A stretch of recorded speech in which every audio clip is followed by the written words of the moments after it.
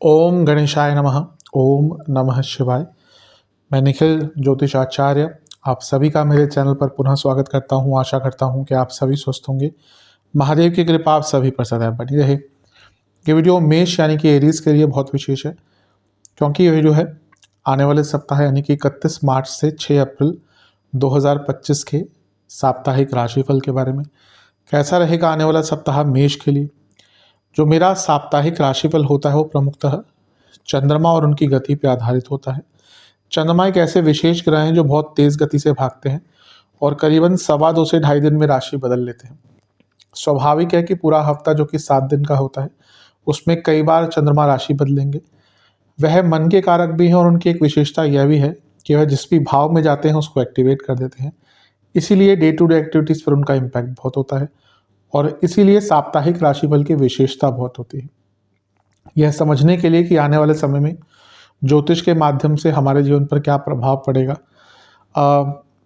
क्या सकारात्मक हो सकता है, क्या नकारात्मक हो सकता है, किससे बचा जाए, किसका लाभ उठाया जाए, इन सभी चीज़ों के लिए साप्ताहिक राशिफल अति विशेष होता है। यदि आपकी लग्न राशि या चंद्र राशि मेष है, दोनों ही गाइडेंस के लिए इस राशिफल को देख सकते हैं। जहाँ से आपको ज़्यादा सूट करता है, रिलेट करता है, वहाँ से देखिए। व्यक्तिगत तौर पे मेरा मानना है लग्न राशि से देखेंगे तो अच्छा है। इनकेस नहीं पता आपको अपनी लग्न राशि, तो आप अपनी चंद्र राशि से भी इसको देख सकते हैं। शुरू करते हैं।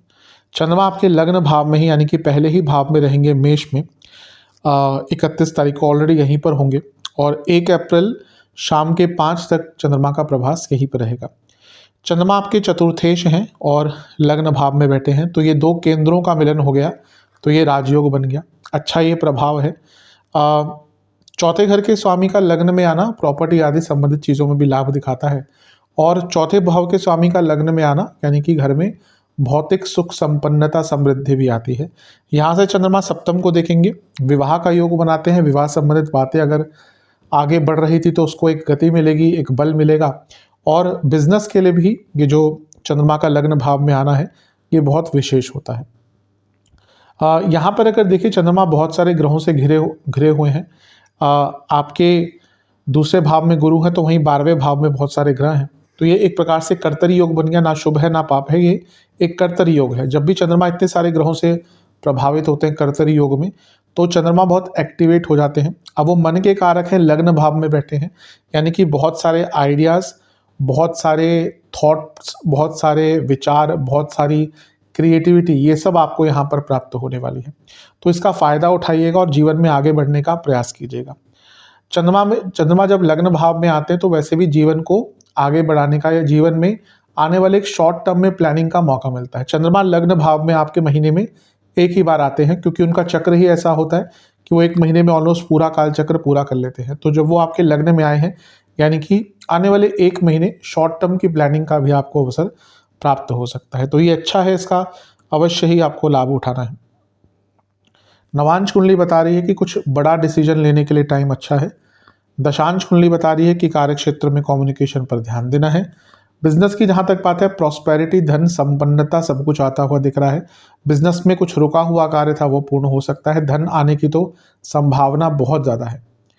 लव लाइफ, ऐसा लग रहा है कि बहुत चीज़ें बदल रही हैं, उसके अनुसार, समय के अनुसार अपने आप को ढालिए, उसकी आवश्यकता बहुत ज़्यादा दिख रही है। वैवाहिक जीवन बहुत आराम से, प्यार से, बहुत विनम्रता और सौम्यता से अपने लाइफ पार्टनर से बात कीजिएगा। जहाँ पे रूडनेस आई वहीं पर प्रॉब्लम होगी। स्टूडेंट्स, आपकी इंट्यूशन और आपका रिटेंशन पावर दोनों ही बहुत अच्छा रहेगा, इसका उपयोग कीजिएगा। सेहत की जहाँ तक बात है, कफ रोग, छाती के रोग और सर से संबंधित रोग तंग करेंगे। जिनको किडनी या गॉल ब्लैडर की कोई दिक्कत है उनको भी थोड़ा सा ध्यान देना है। सर्वाष्टक में आपका 10वां भाव अत्यंत बली है, जो बता रहा है कि ये हफ्ते का शुरुआती भाग जो है ये बहुत आपके लिए सार्थक और प्रैक्टिकल रहने वाला है।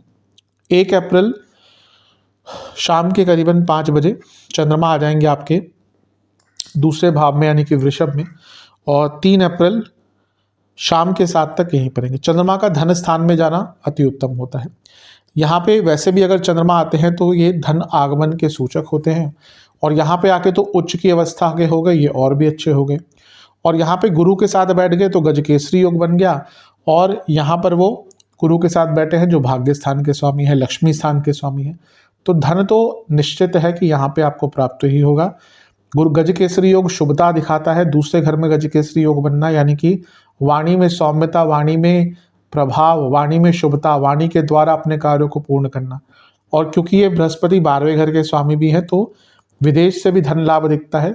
और क्योंकि चौथे घर के स्वामी है चंद्रमा, 12वें घर के स्वामी है बृहस्पति, और दोनों चौथे से 11वें में बैठे हैं, अगर कोई प्रॉपर्टी बेचना चाह रहे थे तो बहुत अच्छे रेट पर ये प्रॉपर्टी आपकी बिक सकती है। अब 2-2.5 दिन का टाइम है।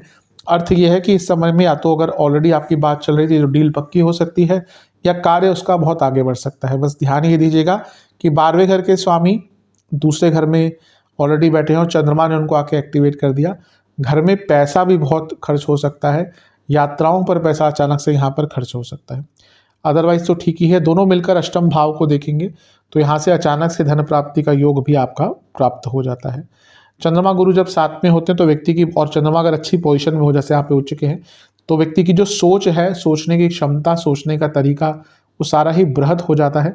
और धन स्थान में दोनों का शुभतापूर्ण बैठना, यानी कि कुटुंब में भी, परिवार में भी पैसा आपका आता हुआ दिख रहा है। नवांश कुंडली बता रही है कि ये बहुत अच्छा समय है, सदुपयोग कीजिएगा इसका, ईश्वर की आराधना भी कीजिएगा। दशांश कुंडली जितना सरलतापूर्ण रहेंगे, ईगोलेस रहेंगे, उतना अच्छा है। जहाँ पे ईगो दिखाना आपने शुरू किया वहीं पे दिक्कत होगी। बिजनेस के दृष्टिकोण से अवेयर रहिए, आसपास बदलाव जो आ रहे हैं उनको लेकर सचेत रहिए। लव लाइफ, एक ही चीज़ कहूँगा कि आपको स्थिरता पर काम करना पड़ेगा, जो आप नहीं कर पा रहे हैं। वैवाहिक जीवन की जहाँ तक बात है, एक जो सत्यता होती है और एक जो सकारात्मकता होती है वो दूर होती हुई दिख रही है। कोशिश कीजिए अपने आप से अपने लेवल पर इन चीज़ों को वापस लाने के लिए। स्टूडेंट्स, एक बैलेंस की कमी दिख रही है इस टाइम पे, अपने जीवन को थोड़ा सा बैलेंस रखेंगे तो बहुत अच्छा है। सेहत के दृष्टिकोण से गले के रोग, कफ रोग, इंडाइजेशन तंग करेगी, आंखों और दांतों के रोग भी तंग कर सकते हैं। सर्वाष्टक में फिर से कर्म भाव बली है तो अच्छा योग बना हुआ है, तो कर्मों में सफलता और धन दोनों ही प्राप्त होंगे। 3 अप्रैल शाम के 7 बजे चंद्रमा आ जाएंगे मिथुन में और सप्ताह के ऑलमोस्ट अंत तक वहीं पर रहेंगे। 3 अप्रैल को मंगल का गोचर भी हो जाएगा तो आगे बढ़ जाएंगे और मंगल तीसरे घर में आ जाएंगे। तीसरे घर के मंगल अच्छा ही रिजल्ट देते हैं। मंगल आपके चतुर्थेश हैं और तीसरे घर में बैठे हैं। फिर से ये इंडिकेट कर रहा है कि अगर प्रॉपर्टी बेचनी है तो बहुत अच्छा योग है। तीसरा घर जो है उपचय भाव है और उपचय भाव में चंद्रमा का आना, यानी कि जीवन को एक तेज गति प्राप्त होती है, जीवन को एक लय प्राप्त होती है, जीवन आगे बढ़ना शुरू होता है। कुछ काम अटक रहे थे, कुछ हिम्मत नहीं जुट रही थी किसी चीज़ को लेकर, वो हिम्मत जुटेगी।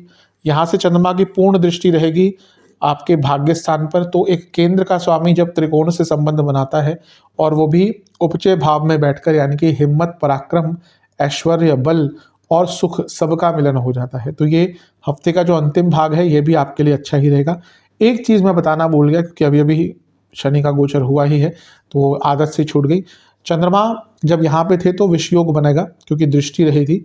अपने वाणी में, वैसे तो वाणी आपकी अच्छी रहेगी, थोड़ा सा यहाँ पे गुरु भी है, शनि का प्रभाव है, थोड़ा सा ईगो झलक सकता है अपनी वाणी में, उस चीज़ का ध्यान दीजिएगा।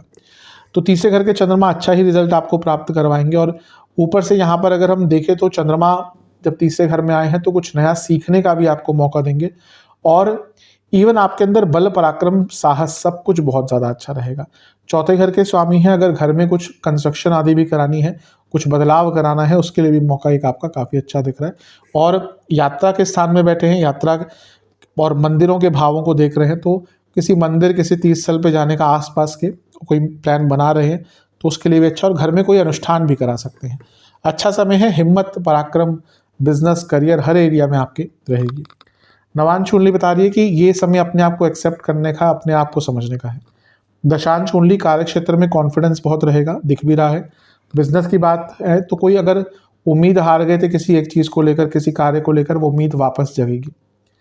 लव लाइफ, एक फ्रेंडली एटमॉस्फेयर रखिएगा, फ्रेंडली तरीके से बातचीत कीजिएगा, कम्युनिकेशन की आवश्यकता दिख रही है।